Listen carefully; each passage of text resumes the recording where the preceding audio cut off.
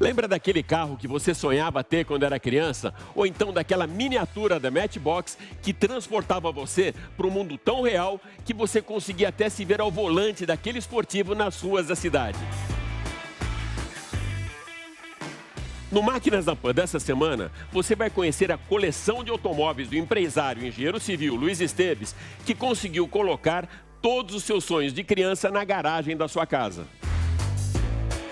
Pagani Huayra R, mais um sonho que se torna realidade. Horácio Pagani apresentou na semana passada um State of Art das pistas, lançado no circuito de Imola, na Itália, para apenas 30 clientes que desembolsarão 20 milhões de reais para acelerarem essa máquina. No Giro Rápido dessa semana, Lívia Fernanda vai trazer as últimas notícias sobre as paralisações das fábricas de automóveis que tiveram as suas linhas de produção impactadas pela falta de peça e também pelo agravamento da pandemia do coronavírus. Sempre conectado com tecnologias de ponta, Carlos Aros vai mostrar pra gente o carro elétrico voador, apresentado pela Embraer, e Enilson Salles, da Salles 7, vai analisar o mercado de seminovos e usados com projeções otimistas para 2021 e mais.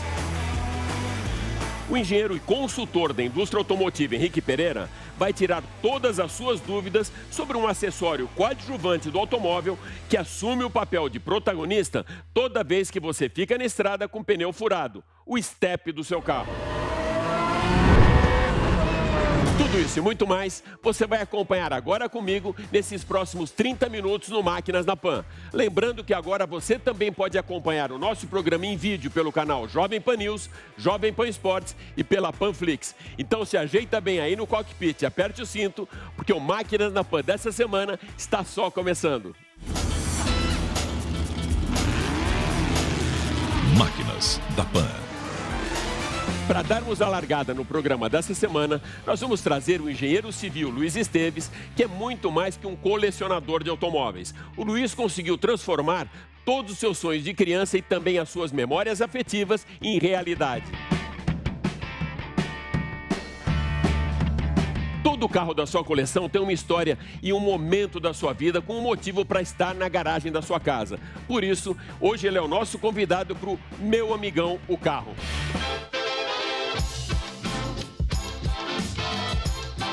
Luiz, muito obrigado por abrir a porta da sua garagem para o Máquinas na Pan. É um prazer, Alex. Aqui a gente tem uma coleção não somente de carros, mas de história do passado, onde cada um desses carros conta um momento especial da sua vida, não é isso, Luiz? Com certeza. Eu não sou colecionador, são aquelas paixões de infância que quando você tem oportunidade, você vai tentando conquistar as paixões que ficaram para trás, né? Uma coleção afetiva, acho que até dá para chamar assim, né, Luiz? E que teve início há 14 anos. Qual foi desses todos os carros que você tem aí, a sua primeira aquisição? Foi com esse Triumph Spitfire 66. Eu era criança e minha mãe fazia compras no supermercado num Peg-Pag que tinha ali na Joaquim Floriano com a São Gabriel. Teve uma época que o achocolatado Toddy fez uma promoção e distribuiu, quer dizer, sorteou alguns Triumphs desse. E lá ficava exposto um exatamente igual a esse, vermelho conversível. E enquanto minha mãe ia fazer compra, eu ficava sentado ali, não sei se numa cadeirinha, e ficava namorando o carro. E fiquei louco, então era um carro que eu sonhava em andar no carro, sonhava em ganhar o carro. E cresci sempre apaixonado e com desejo de ter esse carro. Lá nos anos 80, tinha uma série de TV que todos nós, apaixonados por carros, acompanhávamos. Era uma série chamada Magnum P.I., com um detetive particular, Tom Selleck, que ele utilizava um carro que todos nós sonhávamos. Não, com certeza. Esse era outro. Era uma série que eu adorava e eu vou te mostrar. Ele tá aqui, ó. Eu assisti a série, tá? Era fanático. Praticamente para ver o carro. Eu achava um máximo esse carro na época que ele usava. É uma Ferrari 308, né? A minha é 1980. Então era um carro que eu também assistia o seriado, porque eu era apaixonado. A Ferrari, acho que quem gosta de carro, todo mundo é apaixonado. E esse modelo Eu achava muito bonito, continuo achando.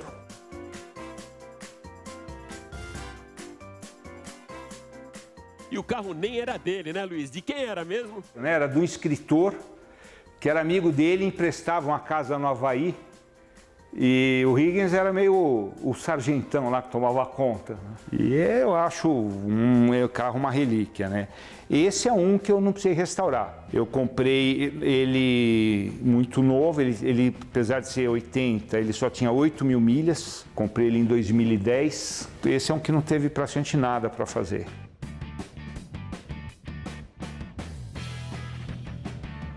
Na década de 60 foi lançado o Autorama aqui no Brasil.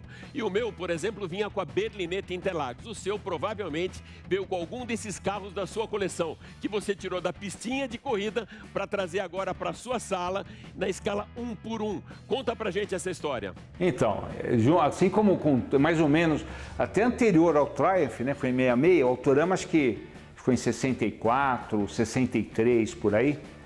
Eu tive, porque ele é o primeiro Autorama da Estrela.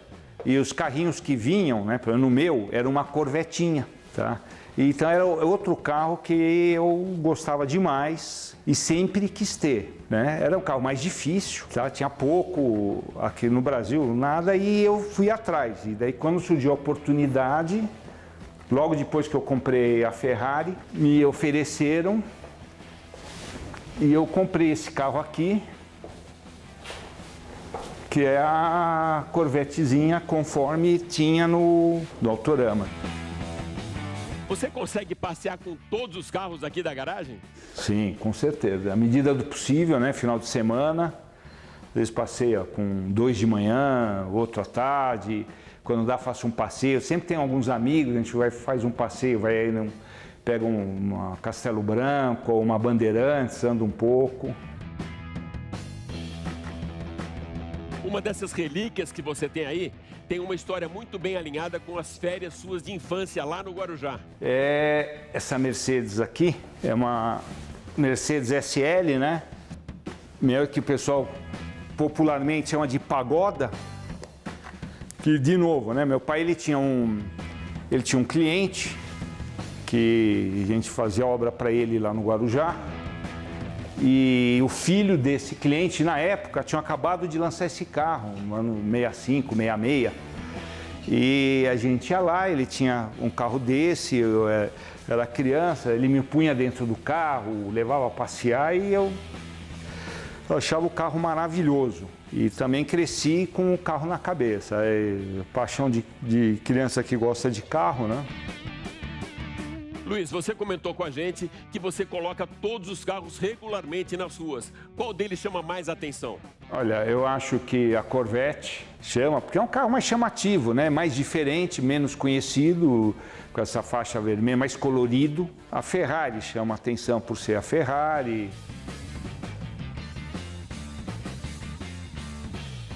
Luiz, tem um aí bem discreto, bem do lado da parede, mas que a gente não precisa nem tirar a capa para saber qual é, né? O famoso Fuscão, né? Esse aqui foi a minha última aquisição, foi agora na pandemia, né, em 2020 que eu comprei. Já todo mundo que gosta de carro quer ter um Fuscão, né?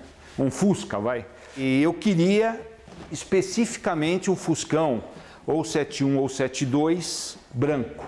E foi difícil achar. E até uma peculiaridade, apesar da placa ser 73, o carro é 72 o ano. Não sei por que o antigo proprietário fez isso. Então esse é um Fusca 72, que foi a primeira geração do Fuscão. E eu queria a primeira geração porque a entrada de ar é essa aqui, porque ele tem o farol olho de boi. E o Fusca é o carro que eu aprendi a dirigir, não desse ano, mas eu tinha um amigo que tinha um carro desse ano, branco, e acho que daí que veio se já que é para ter um Fusca, eu quero o Fuscão 72.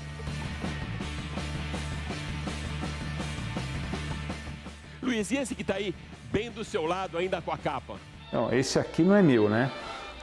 Esse aqui é da minha mulher. Então, certamente é o mais importante da coleção. É que eu tenho que ter mais cuidado, né? Aqui, aliás, de passagem, a minha mulher, ela, nesse ponto, é fantástica. Ela me incentiva muito, ao contrário de alguns amigos que têm que comprar o carro escondido da mulher, né? A minha mulher, a Vera, ela me incentiva muito a com os carros, porque ela sabe que é uma paixão minha, então ela incentiva. E a história desse carro é o seguinte, ela sempre contava, a mãe dela na época, no início dos anos 70, o pai dela deu um Karmann Ghia vermelho conversível. E a mãe dela era muito bonita e o pai dela era muito ciumento. Então, que quando ela parava na rua, deu carro, parava às vezes perto de ônibus, o pessoal ficava todo mundo olhando para dentro do carro, porque é conversível, a mulher dirigindo, às vezes de saia.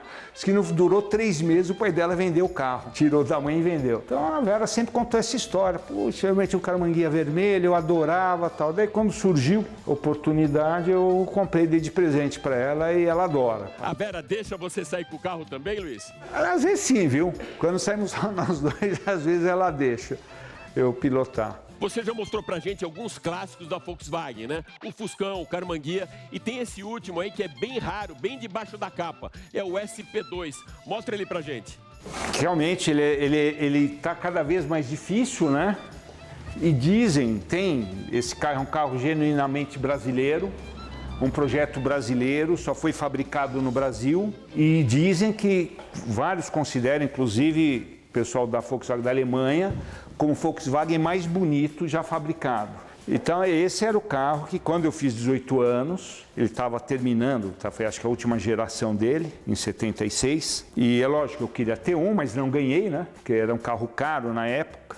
Mas eu sempre gostei demais do SP2. E procurei, daí quando surgiu a oportunidade de um bem íntegro, original, etc., eu comprei porque eu sei que cada dia vai ser mais raro esse carro. Luiz, eu agradeço muito você ter aberto a porta da garagem de sua casa para a gente conhecer essa coleção, que muito mais do que simplesmente um garimpo, é uma coleção com afetividade de carros aqui no Máquinas na Pan. Então eu já aproveito para pedir para você se despedir da gente dentro do cockpit do primeiro carro que você mostrou hoje.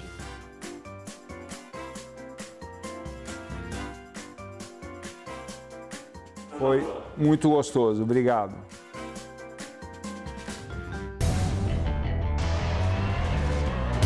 Conhecido por lançamentos exclusivos e séries especiais numeradas, Horácio Pagani apresentou ao mercado na semana passada o Huayra R, que é uma hipermáquina de 850 cavalos, desenvolvida para pista de corrida ao custo de 20 milhões de reais. Com a produção limitada a apenas 30 exemplares, essa máquina reúne os mais altos conceitos de engenharia automobilística e desenvolvimento aerodinâmico, com design que atesta o expertise tecnológico da Pagani Automobili. O coração dessa mais nova relíquia criada por Pagani é um V12 de 6,0 litros aspirado que atinge 9.000 giros com torque máximo de 750 Nm. O motor foi concebido com fascínio, romantismo e inspirado na simplicidade dos propulsores da Fórmula 1 dos anos 80, com atributos tecnológicos bem contemporâneos. O câmbio é sequencial de 6 velocidades, com trocas de marchas feitas através do pedal shift, localizado atrás do volante. Uma máquina que nos remete à tradição das 24 horas de Le Mans e ao campeonato de protótipos dos anos 60 e 70 que marcaram uma era lendária do motorsport mundial. Com o Huayra, Pagani quebrou o paradigma do desenvolvimento de carros com prioridade na aerodinâmica de túneis de vento e valorizou as linhas mais harmônicas da Ferrari P4, Ford GT40 e Porsche 917, que unem beleza, romantismo e audácia das máquinas dos anos 60. 10 anos depois do lançamento do Zonda R, o conceito do Huayra é uma viagem no tempo com refinamento tecnológico e foco no futuro. O chassi, fabricado com carbo-titânio de altíssima resistência, abriga uma robusta célula de sobrevivência integrada à parte central do carro, que tem na sua seção frontal estrutura fabricada para absorver a energia cinética em caso de impactos. Para honrar a sua performance máxima em pista, o Huayra foi projetado com uma otimização aerodinâmica do difusor traseiro, assoalho e desenho frontal que proporcionam 1.000 kg de downforce a 320 km por hora para colar essa máquina na pista, tanto em curvas de alta como em baixas velocidades. Dentro do cockpit, o encontro perfeito do prazer ao dirigir com a tocada segura do Huayra. No console central, o piloto tem acesso ao mapa do motor, suspensão e balanceamento da pressão dos pedais de freio. Uma centralina eletrônica trabalha em conjunto com a telemetria do carro para analisar performance e setups ajustados para diferentes tipos de pista.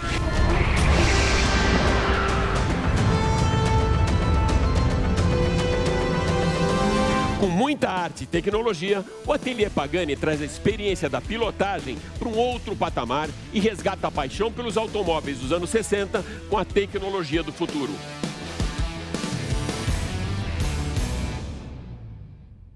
O Giro 360 você já conhece, não é mesmo? Pois é, para deixar agora a Lívia Fernanda ainda mais acelerada, nós criamos o Giro Rápido, com notícias mais dinâmicas, notas mais curtas sobre o mercado da indústria automotiva, para que você fique sempre ligado nos principais breaking news da semana. Acompanha comigo. Logo depois do anúncio da suspensão das atividades das fábricas da Volkswagen na semana passada, 3 fabricantes de caminhões, a Scania, Volvo e Mercedes, e 2 de automóveis, Nissan e Honda, paralisaram as suas atividades. Como efeito dominó, as principais montadoras do país seguem na mesma direção da fabricante alemã por conta do agravamento do número de mortos e infectados pelo coronavírus. No início do mês passado, a GM também havia iniciado um período de 20 dias de férias coletivas para seus funcionários em Gravataí, por falta de componentes eletrônicos na linha de montagem e layoff para 600 trabalhadores de São José dos Campos. A Ford lançou no final do mês passado a Ranger Black, nova versão da picape para uso urbano com uma combinação exclusiva de estilo. Essa série especial da Ford traz um pacote de conectividade com acesso remoto a várias funções do veículo pelo celular, assim como a Ranger Storm, versão off-road lançada em 2020. A nova versão procura atender o cliente que roda predominantemente na cidade. A Ranger Black foi apresentada pela primeira vez como conceito no Salão do Automóvel de São Paulo em 2018 para teste de mercado e chega agora a sua versão final.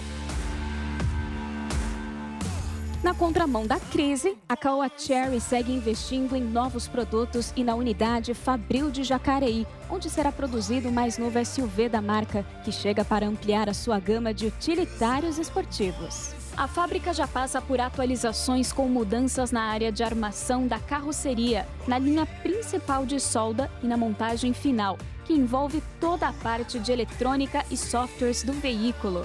A pré-produção tem início ainda neste mês e toda a equipe produtiva passa por treinamentos e atualizações para receber um novo carro, que ocupará a posição entre o Tigo 2 e o Tigo 5X. A perspectiva da Caoa Chery é que novas contratações ocorram até o final do semestre para reforçar a produção de Jacareí. A Volvo disponibilizou para os seus clientes um novo portal de inovação, com aplicativos de alta qualidade, propriedade mais fácil e conveniente para seus carros. O portal disponibiliza uma ampla variedade de recursos e ferramentas gratuitas, permitindo que desenvolvedores externos criem novos serviços inovadores e aplicativos para automóveis, com a possibilidade de clientes Volvo deixarem seus carros mais pessoais.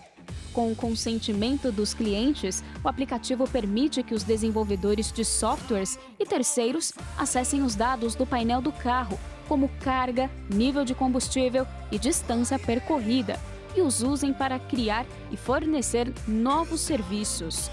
Dados e fontes de dados adicionais que serão disponibilizados ao longo do tempo. Outros recursos incluem um conjunto de dados LiDAR e um modelo de carro 3D de produção para download do Volvo XC40 Recharge, totalmente elétrico. É isso aí, bem mais dinâmico, objetivo e com as principais informações do segmento automotivo. O Giro Rápido desta semana fica por aqui. Até a próxima! Nós começamos o Máquinas da Pan dessa semana mostrando o mundo dos sonhos para você com carros de coleção e também com uma hipermáquina que só falta voar. Um carro voador? Será que estamos de volta para o futuro ou prontos para pilotar as naves de George Jetson? Quem vai contar essa história para a gente é o mestre da tecnologia da Jovem Pan, Carlos Aros. A Embraer está na corrida para firmar posição no mercado de carros voadores. A empresa mostrou em voo teste realizado no interior de São Paulo o protótipo de um veículo elétrico de decolagem e pouso vertical. O carro voador da Embraer parece um drone gigante por causa das 4 hélices, mas a empresa afirma que internamente o design foi pensado para o conforto dos passageiros. No início, assim que chegar ao mercado, o veículo elétrico de decolagem e pouso vertical, o carro voador da Embraer, vai exigir o controle de um piloto, mas a perspectiva é de que esses carros voadores sejam autônomos em um futuro próximo, ou seja, vão dispensar os pilotos. Além do desenvolvimento do carro voador, empresas como Embraer, Uber e Hyundai estão atuando na criação de condições para que as cidades consigam receber esses veículos. Será necessário compor uma infraestrutura para a operação e para a gestão do tráfego aéreo urbano. O objetivo é que essa rede de táxi aéreo, formada por veículos voadores elétricos autônomos, seja alternativa aos helicópteros, nos grandes centros urbanos em especial, porque é mais barata e acessível. Depois de voarmos no carro elétrico da Embraer, chegou a hora de colocar o pé no chão, ou melhor, o pneu no chão. Isso mesmo, esse é o termo que a gente usa quando o pneu do carro está furado. E aí, a gente acaba dando ainda mais valor para o salvador da pátria, o STEP. Para a gente sair dessa encrenca com sabedoria, Henrique Pereira, que é nosso consultor aqui de engenharia no Máquinas na Pan, está agora com a gente para tirar todas as dúvidas desse tão importante componente do carro. Alex, vamos falar hoje de um componente que dificilmente a gente lembra dele, só quando fura o pneu, o STEP. E olha, para surpresa, muita gente quando vai utilizar, ou ele está murcho, ou às vezes foi até roubado. O STEP é um pneu substituto que serve como uma medida de segurança para os motoristas e é obrigatório em lei. A regra estabelecida é que todos os carros devem ter a roda, pneu, macaco, chave de rodas e equipamento para remoção das calotas. A exceção é feita a carros que têm pneus do tipo Run Flat ou mesmo equipados com sistemas de reparo por selante e compressores de ar. Veículos até alguns anos atrás, na sua grande maioria, carregavam em seu porta-malas uma roda com pneu sobressalente, em geral, idêntico aos pneus em uso. Notamos que alguns modelos já vinham equipados com pneus de largura menor aos originais, com um único objetivo de ganhar espaço no porta-mala ou permitir que essas rodas fossem instaladas por debaixo do carro sem alterar o vão livre ao solo. É cada dia mais comum depararmos com o STEP do tipo temporário, ou pneus finos, algumas pessoas até apelidam de pneus de bicicleta, já foram motivos de muita polêmica. Esses STEPs tornaram-se padrão nos últimos anos entre os veículos 0 km e existem razões para tal. Sem sombra de dúvidas, a primeira é o custo. Esse tipo de pneu é mais barato que o conjunto que equipa o carro. Diante da competitividade entre as montadoras, qualquer valor faz muita diferença na hora da venda. Por isso, dessa opção. Peso reduzido, estamos falando aqui entre 7 a 10 quilos, se compararmos a um conjunto de roda equivalente. Ele colabora com o consumo de combustível e com a autonomia do carro. Esse tipo de pneu também é mais fácil de se manusear numa necessidade de troca. O STEP temporário é mais compacto, ocupa menos espaço nos porta-malas e, portanto, amplia a capacidade de carga. Ou seja, se determinado veículo viesse equipado com os pneus reserva do mesmo tamanho que os demais, o volume de carga disponível no compartimento de bagagens seria menor. Não é à toa que em alguns países da língua inglesa se chama de Space Saver Tire, algo como pneu economizador de espaço.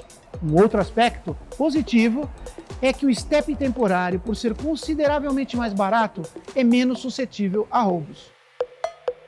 Sim, existem desvantagens. A primeira, como o próprio nome diz, ele é de uso temporário. O motorista deve procurar um local para fazer o reparo assim que possível. Não deve ultrapassar durante o uso 80 km por hora, como descrito no manual do proprietário, e sempre dirigir com cautela, pois embora as montadoras tenham testado os veículos utilizando esses pneus, tenha em mente que eles não reagem como um pneu original. Talvez a maior crítica entre os usuários é que não permite o uso deste pneu durante um rodízio ou na compra de pneus novos. Carregar um pneu do tamanho original e com o peso de um pneu original por toda a vida do veículo só para economizar nesta hora não faz muito sentido.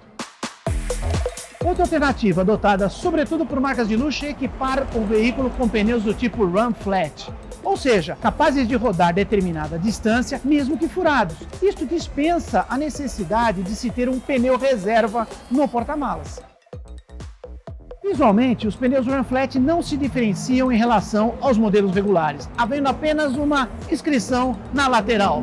A diferença fica por conta da estrutura interna, que conta com reforços na lateral, no ombro e no talão do pneu.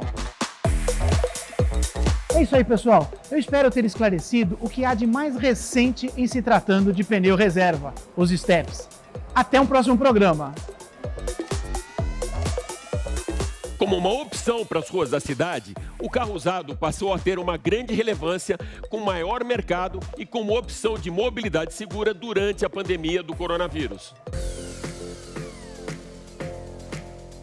O setor apresentou crescimento e o e-commerce passou a ser incorporado por lojistas e consumidores que aderiram de vez às compras online, conforme explica o consultor da Sali7, Enilson Salles. Olá, Alex. Olá, amigos da Jovem Pan.